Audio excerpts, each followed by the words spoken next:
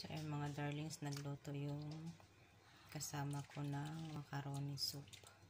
So ito kasi gusto namin kainin. May sabaw-sabaw, mainit na sabaw na may chicken. So wala kasing hotdog na kasi pangit ng hotdog dito. Malangsa. Buti pa yung hotdog sa Pinas, masarap. So ayan, ito naman para sa amo namin pansit. 'Di ba? Parang Pinas lang.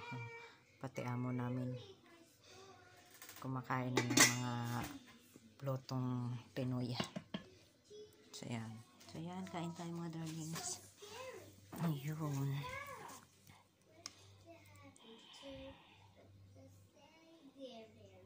Gusto ko sanang may itlog, nakalimutan lagyan ni ate ng itlog.